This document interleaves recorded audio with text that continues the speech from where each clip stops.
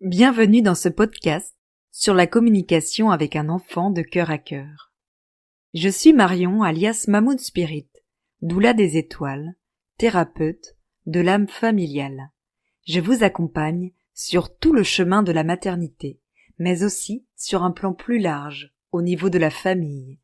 Vous accompagner en libération, soin de l'âme, pour retrouver sa pleine puissance de la magie créatrice, la reconnexion à son être profond. Et moi, je suis Marlène du Tambour des naissances. Je suis coach en libération émotionnelle et j'accompagne les familles qui ont du mal à trouver leur équilibre dans la construction d'un quotidien paisible et épanoui. J'aime bien dire sans angoisse, sans cri, sans culpabilité, parce que c'est vraiment important pour moi de vous accompagner en douceur, en prenant en compte qui vous êtes vraiment, vous et votre famille. Je prends en compte l'ensemble du noyau familial et donc chacun de ses membres dans ses contraintes, dans ses valeurs, dans ses besoins. C'est ce qui fait la particularité, cette vision en même temps globale et en même temps dans vos unicités. Ce podcast a pour but de vous faire connaître cet outil qui nous relie toutes les deux, cet outil magique qui est la communication subtile, la communication intuitive, la communication de cœur à cœur. Le cœur à cœur, c'est un outil qui permet de mettre des mots sur les mots, vraiment de donner la parole à des êtres qui n'ont pas encore accès au langage, donc c'est le cas des bébés. Ça leur permet d'exprimer leurs émotions et leurs besoins alors qu'ils ne peuvent pas encore le faire de façon verbale. Cet outil nous permet à nous aussi d'aiguiller les parents, de les accompagner concernant les besoins et les fonctionnements propres à leurs enfants, vraiment dans leur unicité. C'est un outil d'une puissance infinie, mais qui est difficile à appréhender, à comprendre, tant qu'on ne l'a pas encore testé par nous-mêmes. C'est la raison pour laquelle on a créé ce podcast, et c'est vraiment ce qu'on souhaite vous proposer ici, c'est-à-dire être le spectateur d'une séance de cœur à cœur, être le spectateur d'un moment de connexion, aussi intime que guérisseur, d'une maman avec son enfant. Évidemment, dans le cadre de ce podcast, nous avons sélectionné les extraits les plus prometteurs pour vous permettre d'avoir une vision d'ensemble de ce que peut être une séance. Nous avons fait la rencontre de Clara, la maman de Anna, une petite fille qui ne dort pas beaucoup. Belle écoute.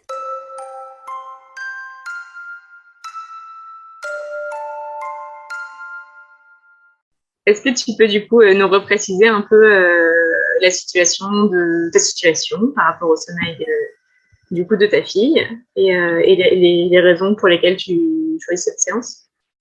Exactement. Alors du coup, moi, je suis maman d'une petite Anna qui a bientôt 19 mois et qui, en fait, depuis sa naissance, a des gros troubles du sommeil. C'est un bébé qui dort très peu. C'était entre 4 et 6 heures sur 24 heures. C'est un bébé aussi qui a beaucoup de mal à s'endormir et à s'endormir surtout de manière apaisée, calme.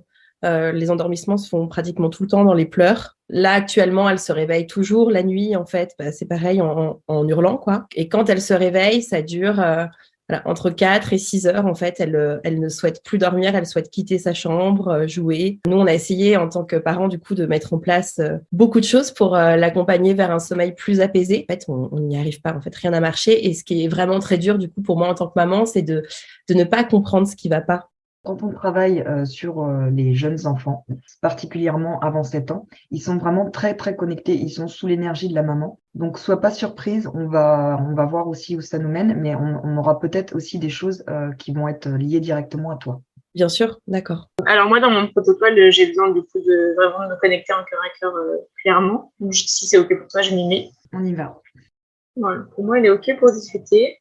Ouais, elle est plutôt enjouée et plutôt ravie. J'ai l'impression que Elle arrive, chez moi, elle arrive en courant. Hein. Genre, yo, ouais, c'est pareil. C'est pareil, ça ça y est, on va pleut. l'écouter. En fait, moi, elle renvoie vers Clara directement, quasiment. Elle me dit, oui, je suis contente, vous allez pouvoir aider ma maman. Alors moi, elle est moins catégorique là-dessus. Elle est plus en recherche d'attention chez moi, tu vois. Plus en mode, ouh, enfin, genre, on m'écoute, quoi. On est là. Ouais, c'est plus de l'écoute, quoi. Alors, est-ce qu'Anna, tu veux parler plutôt de ta maman? Ouais. Ou est-ce que tu veux qu'on t'accorde un petit temps dans ton attention? D'accord. Est-ce que ça te va si on prend d'abord un petit temps pour toi et après on parle de maman en lien avec Marion? En fait, t'as envie qu'on t'envoie de l'amour, c'est ça? Ouais, c'est ça. Ok. Et bah du coup, on peut demander à maman de t'envoyer de l'amour? Ok.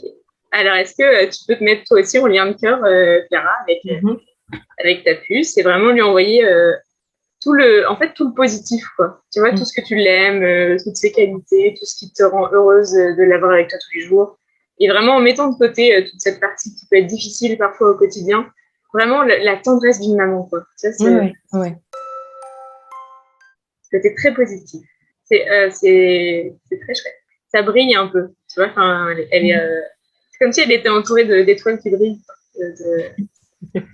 C'est très doux. C'est ta mère, moi, est-ce que tu veux dire quelque chose? Alors pour moi, elle veut dire merci. Merci maman, parce que je sais que c'est pas toujours facile. Je les connais, ces sentiments-là que tu me donnes aujourd'hui, mais des fois, on les voit pas dans le quotidien. Parce que je sais que c'est difficile, notre relation. C'est difficile pour moi de m'adapter à ce moment. Et là, j'ai une forme de tristesse. Moi, ce qu'elle me dit, c'est j'ai envie d'être vue comme une petite fille joyeuse et pas juste sur le sommeil. Je t'aime très fort. Non, moi, j'ai de la tristesse. En fait, c'est vrai qu'on met l'accent toujours sur ça et c'est ça qui est difficile au quotidien. Mais ouais, je suis pas que ça. Ouais, c'est ça. C'est quelque chose justement auquel moi je fais très attention depuis quelques mois parce que on a eu tendance à étiqueter Anna, mais en fait pas nous, en fait le personnel soignant dès la maternité, la famille, l'entourage comme un enfant difficile et en effet à la résumer à ses problèmes de sommeil. Et ça c'est vrai que c'est quelque chose du coup j'y fais aussi attention moi au quotidien et j'essaye souvent justement de me connecter avec elle et de lui dire tout le bien que je pense d'elle, lui dire que je l'aime et en fait je la trouve aussi merveilleuse à chaque instant et ça c'est important aussi qu'elle le ressente donc j'essaye en effet d'y faire vraiment attention. Et je crois que ça c'est vraiment important pour elle du coup. Ouais. Okay. Vraiment continue à avoir ces temps où où c'est Anna quoi. C'est pas juste toutes les fanatiques autour, c'est vraiment Anna. Et je crois que c'était ça. Enfin pour moi c'était juste ça finalement. Ce temps où elle disait j'ai besoin d'attention. C'était de rappeler un peu ce moment où j'ai besoin que on me voit aussi pour qui je suis au-delà de tout ce qui est difficile au quotidien. Qui peut être difficile au quotidien. Elle a juste ajouté, justement, au moment où Clara, tu parlais, tu fais très bien, maman, je le sais, et je veux que tu enlèves ta culpabilité. Donc, moi, elle ramène beaucoup vers toi, en fait. Elle ramène vraiment vers toi. Un peu la position de la petite fille, justement, qui veut t'enseigner des choses et qui veut te prendre dans les bras, quoi. Ouais, c'est vraiment ce côté câlin qui est venu. Que Clara, c'est OK si on se connecte avec toi? Oui, tout à fait. Donc moi, j'ai la détresse qui est venue en premier, ce truc de aidez-moi les filles, j'ai tellement besoin d'aide, je veux bien faire, je sais plus quoi faire. Ouais. J'ai le désarroi, on est sur la même ligne. La question, c'est sûrement comment on peut t'aider. Moi, ce qui ressort, là, ce qui est venu, c'est l'estime de soi. Donc, je pense que c'est pas un hasard si tu es coach là-dedans. J'ai besoin de montrer que je suis là, que je suis présente, digne d'être aimée. Moi, j'avais plus la culpabilité. Ça, tout le travail, tout ce que tu as dit, Marion, c'est le travail que j'ai fait sur moi-même ces dernières années en étant coach en neurosciences, en fait.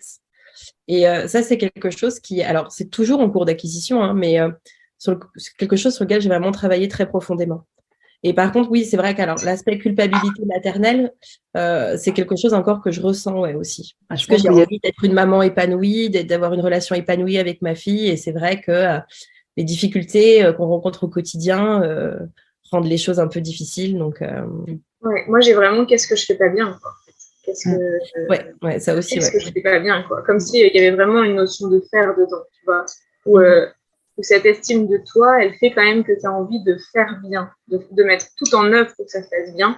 Et du coup, à mon avis, il y a un truc à fouiller dans la nuance entre le faire et le être.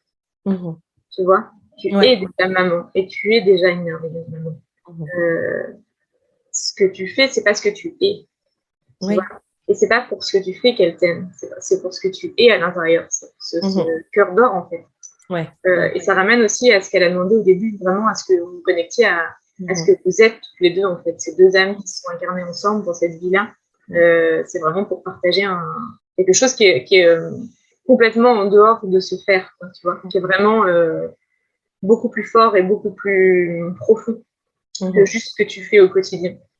Dit en gros, ce que tu fais a presque pas d'importance. C'est ce que tu es qui m'importe. En fait, j'avais aussi cette croyance justement de on m'aimait pour ce que je donne et non ce que je suis. Tu vois. Et ça, c'est pareil, c'est toujours en cours d'acquisition. C'est comme si justement tu as déjà travaillé sur toi, donc tu avais déjà conscience de tout ça, et donc c'est déjà dans ta checklist, mais que ça restait comme presque comme une to-do list, et non pas comme quelque chose que tu as intégré pleinement dans tes cellules, dans tes mémoires cellulaires, si on peut dire. Tout ça, tu sais très bien justement conseiller les autres, savoir quoi dire, quoi faire, etc.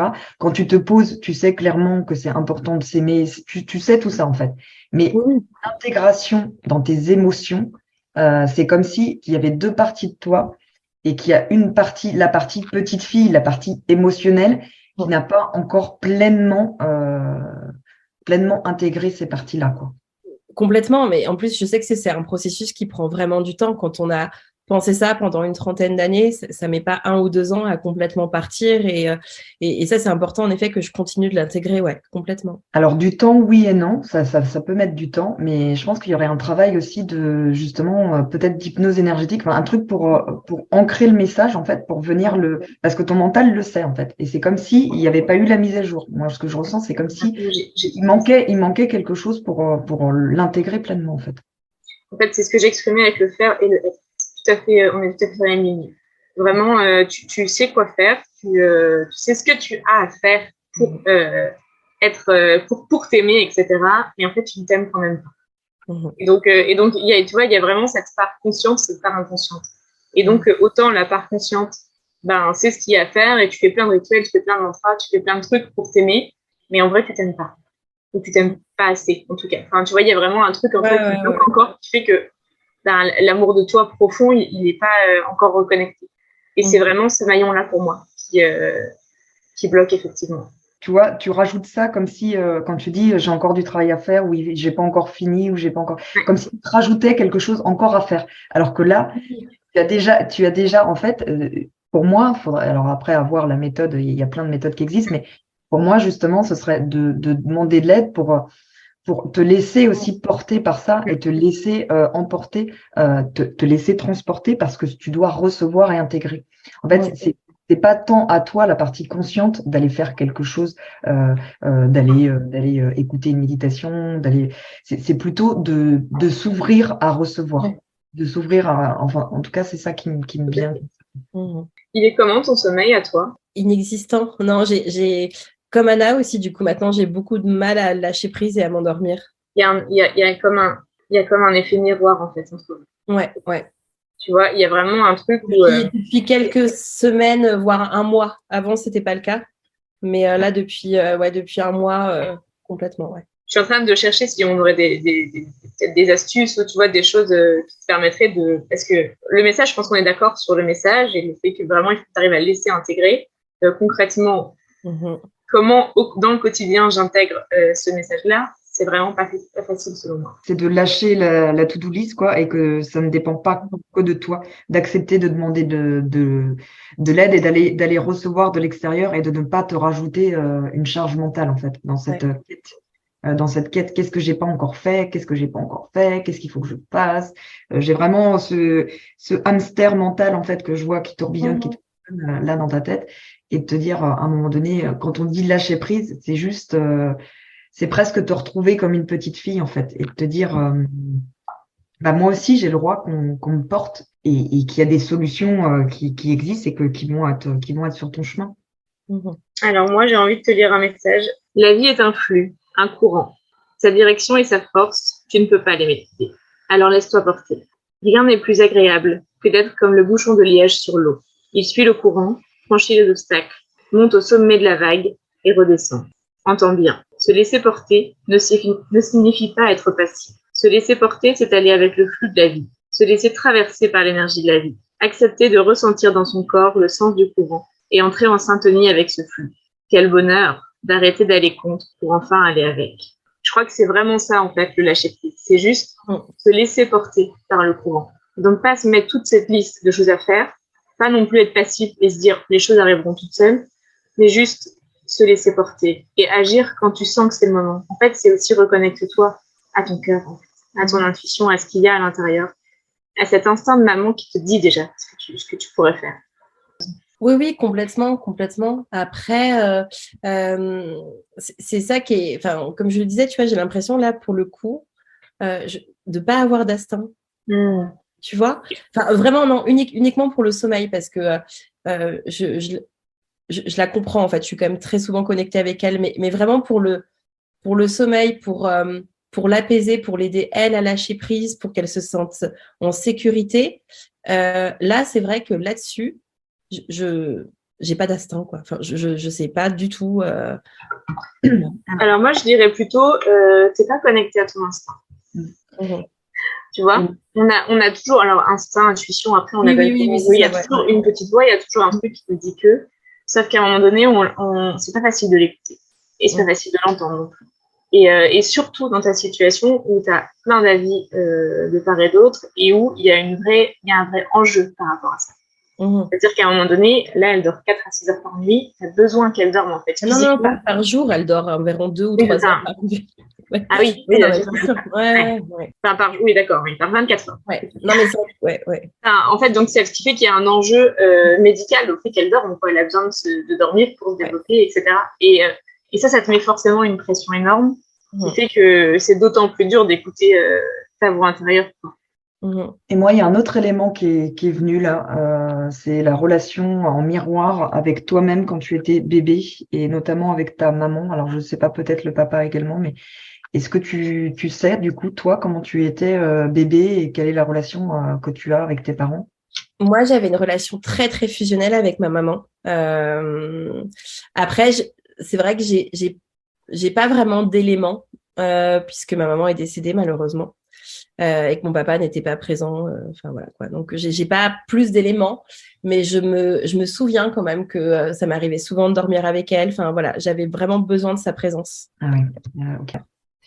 Ce qui me vient quand tu racontes ton histoire, c'est du coup cette absence du papa, cette hyper fusion avec la maman, c'est fusion ensemble et contre tout. C'est comme si du coup la relation avait été telle que en fait ça avait créé vraiment une confusion. Et de te dire en fait que toi, du coup, t'étais vraiment collé, que t'étais collé à ta maman et c'était la survie et que du coup t'étais presque pour sa maman. J'ai l'impression que t'étais un peu une bouée de sauvetage. Complètement, ouais, En fait, complètement. elle a tout mis sur toi et qu'elle t'a fait porter beaucoup et que du coup qu'elle a mis beaucoup de choses dans cette relation-là et qu'elle t'a presque, alors je vais dire des mots un peu forts, mais là ce qui me vient c'est qu'elle t'a presque étouffé dans le sens elle t'a tellement mis d'amour.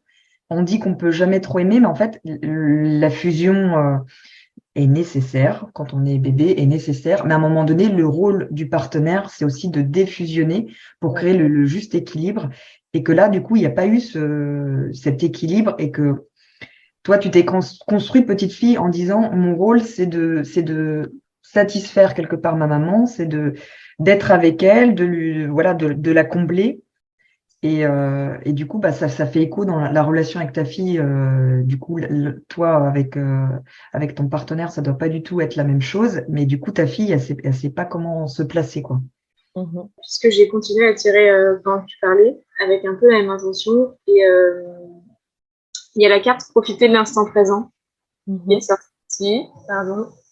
Et donc, l'effet miroir et profiter de l'instant présent. Moi, ça me ramène.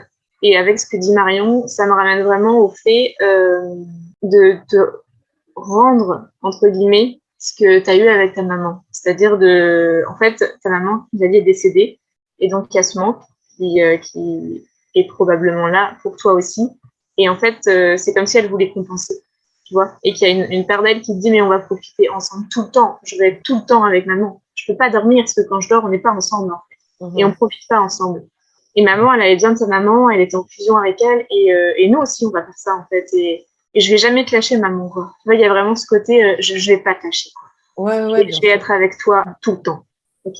Non, c'est, de toute façon, voilà. C'est vraiment, Comment ça? et je pense que la phrase à garder dans ce qu'elle dit, la Anna, c'est, je veux être avec toi tout le temps. Et Mhm. donc, en fait, quand je dors parce que, c'est presque pour elle un échec de dormir. Ouais. Genre, j'ai tellement baissé la garde que je me suis endormie. C'est pas Mhm. possible. Pourquoi j'ai fait ça? Et donc, elle se réveille en pleurant. Parce que tu te rends pas Ouais. compte. Je me suis endormie. J'ai lâché maman, en fait. Ouais. Et voilà. Et du coup, Mais tu vois, pourtant, au quotidien, je la ressens. Anna, elle va beaucoup vers les autres. Elle est quand même aussi assez autonome. Tu vois, moi, je la dépose tous les matins chez sa nounou. Elle me fait un bisou, elle s'en va, elle va jouer avec les autres enfants. Et tu vois, pareil, la nuit, quand j'essaye, du coup, parce que moi, ça me dérange pas du tout. J'aime beaucoup aussi dormir avec elle, il y a aucun souci. Mais elle va jamais se rendormir, même si elle est tout contre moi, par exemple. Ouais, non, ça va dans le sens là. Moi, je l'ai entendu dire, justement, j'ai l'impression que maman a besoin de moi. Et elle le fait pas.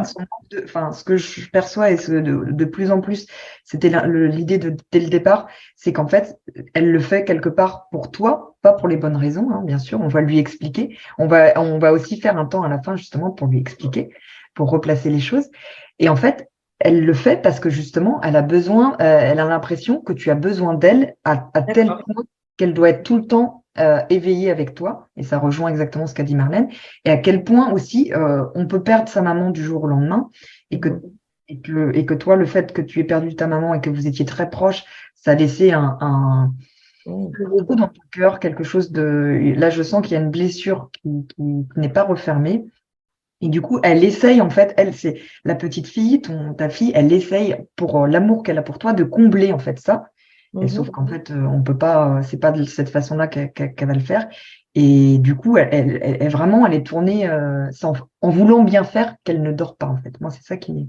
Et après la journée, en fait, il y a vraiment un instinct de protection pour moi, qui fait que la nuit, tu as particulièrement besoin d'elle. Enfin, dans son ressenti, hein, évidemment. Et donc, la journée, euh, c'est OK parce que toi, tu vas aussi faire ta journée, tu vas travailler, etc. Et donc, en fait, oui, voilà, elle va faire sa journée à la crèche, en garderie, enfin, chez la nourrice, là. Et elle te sourit parce que, justement, il y a aussi ce côté, il y a vraiment un instinct de protection qui est très fort pour moi. Et donc, elle te donne toujours le côté, allez, ça va être une super journée. Tu vois, presque, elle joue le rôle De maman. c'est pas de la, ouais, je n'osais pas trop le dire parce que c'est pas vraiment. C'est un peu la relation en miroir que tu as eue, toi, avec ta propre maman. Tu as joué un peu le rôle de maman et donc elle reproduit ça aussi pour toi. Elle a vraiment cet instinct de se positionner en tant que protectrice et de t'aimer et du coup de se positionner ouais, comme ça.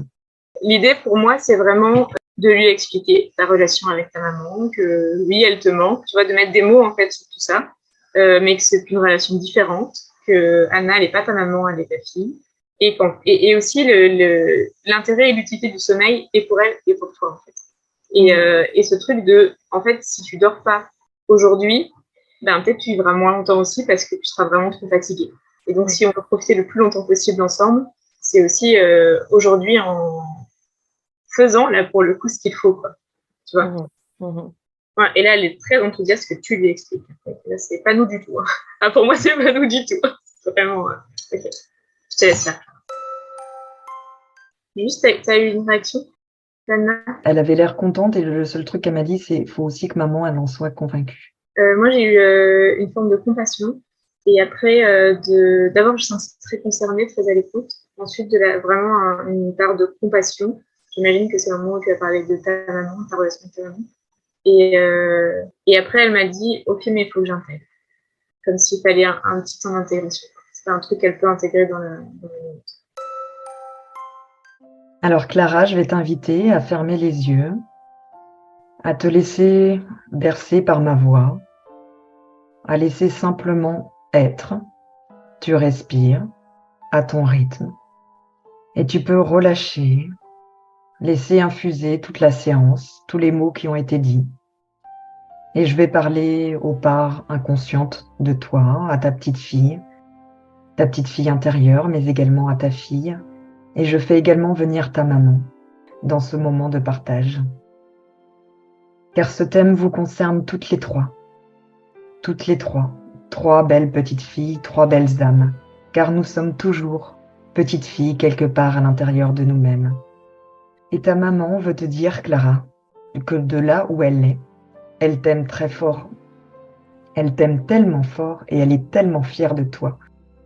Elle est tellement fière de la maman que tu es. Elle aurait tellement aimé rencontrer Anna et être avec vous pour ce moment. Elle t'envoie beaucoup d'amour. Elle veut aussi te dire qu'elle est désolée si elle a pris une part trop importante. Si elle s'est mal positionnée aujourd'hui, elle le reconnaît. Alors Clara, aujourd'hui, tu peux reconnaître que ta place avec ta maman est celle d'une petite fille qui est là pour simplement grandir, simplement être en joie, voir les plaisirs de la vie. Et tu peux être insouciante. Tu n'as pas à porter le poids des épaules, le poids de la relation de tes parents, le poids du bonheur de ta maman. Toi, ton rôle, Clara, en tant que petite fille, c'est simplement d'être. D'être cette petite fille merveilleuse, cette petite fille pétillante, cette petite fille joyeuse, cette petite fille magnifique, cette petite fille qui a la joie de vivre, qui a envie d'être avec les autres, de communiquer. Et ta maman est heureuse. Ta maman est là pour toi, mais simplement en tant que maman. Et toi, Clara, en tant que petite fille, ton but à toi, c'est de bien grandir, d'être heureuse, d'être joyeuse. Et puis, il y a la Clara adulte, c'est part inconsciente et consciente. Et Clara, tu fais exactement ce qu'il faut pour ta fille. Tu fais au mieux. Tu es une maman merveilleuse, une maman magnifique. Et simplement, ta fille, Anna, a besoin que tu lui laisses de la place. Mais ça, c'est juste être toi-même et te réaligner dans ta posture.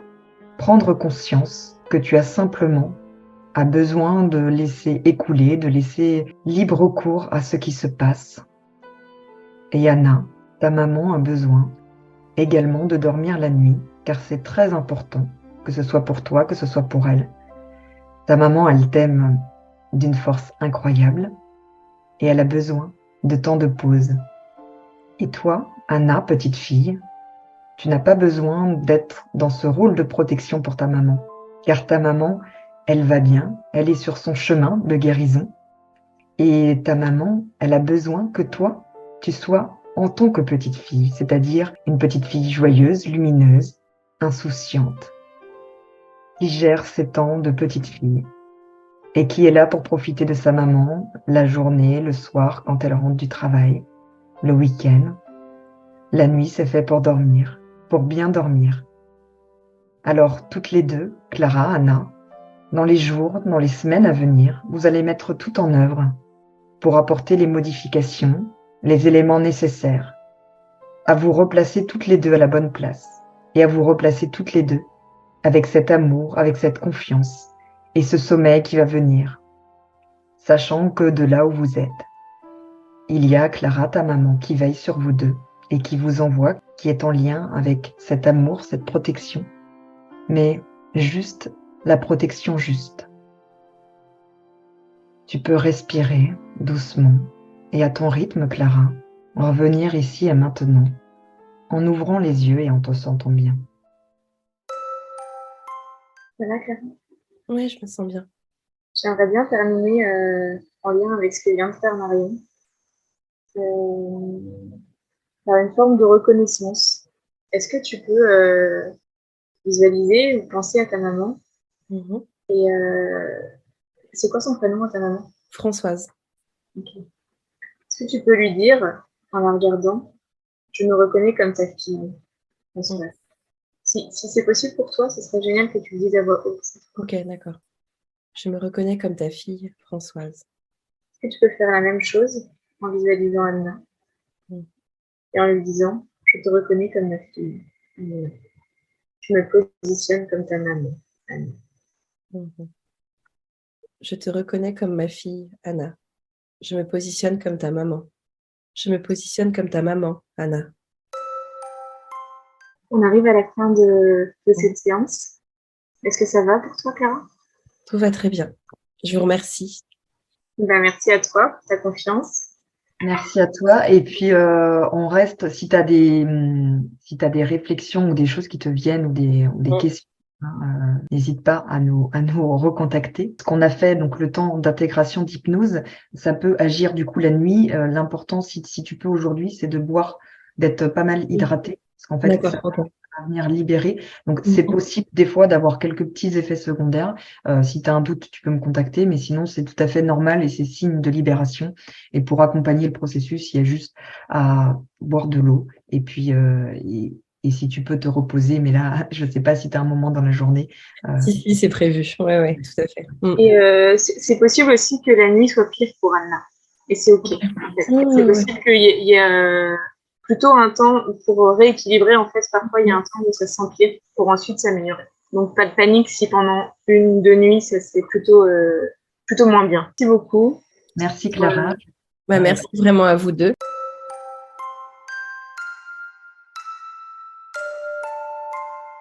Merci à tous d'avoir écouté cet épisode de podcast. Nous espérons que cela vous a plu et vous a donné envie d'en savoir plus sur la magie de la communication subtile, du cœur à cœur. Si cet outil ou si ces sujets ont éveillé votre curiosité, nous serions très heureuses de vous accueillir sur le groupe Facebook qu'on a créé, qui s'appelle Pour une renaissance spirituelle, afin de nous partager vos ressentis sur ce podcast, mais aussi vos expériences de vie et pourquoi pas vos questions sur la communication subtile, sur le cœur à cœur.